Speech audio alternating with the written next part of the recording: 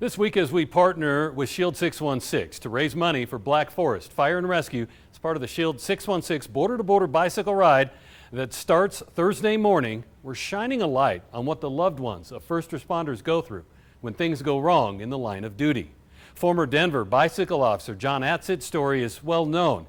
Hit by a car on patrol and was nearly killed. Michelle Adsit got more than one of those phone calls on that December morning in 2014 as the horrible news began trickling in. I have always had this feeling that something bad would happen to John on the job. I guess I just never thought they would call me and I would get a call and he would be like hanging between life and death. On that fateful December day, the bad news began coming in waves, with Michelle busy closing a real estate deal in Colorado Springs. Phone calls initially from friends that were hearing something bad had happened and she should go to Denver Health. Official calls from the department followed, telling her they would come get her. She was already on the way to the hospital and they told her to go there. And I pulled up to the hospital and it was like the eeriest thing.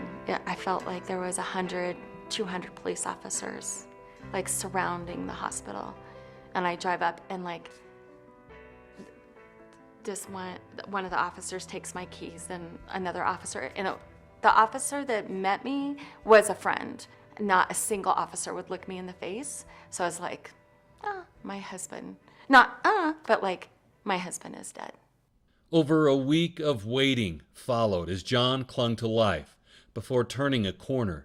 Nearly 3 months later, and following multiple surgeries, he walked out of the hospital. Having the right protective gear, a ballistics vest, and a special bike helmet helped save his life. He came away with a scar on his forehead from where his sunglasses had gone into his head, and he did have a traumatic brain injury. Absolutely, that helmet saved his life. He had the right equipment. His chest and his back, he had no road rash.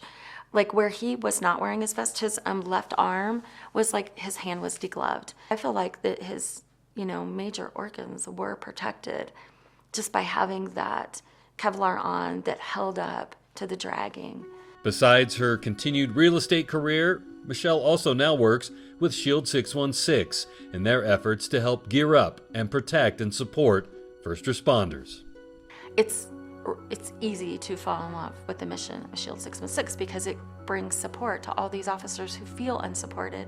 And I feel like most people want to help our police officers. They understand that there are people out there who are not treating them well and that they are putting their lives in danger. And so I feel like this is more of an opportunity for our community than almost it is for the officers, because it gives them a chance to support the officers in a way that they don't know how.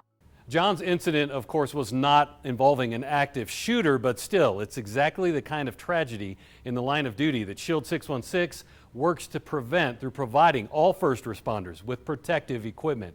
To learn more about our virtual telethon for Black Forest Fire or to make a donation, head to KOAA.com or shield616.org and click on the News 5 logo and please donate.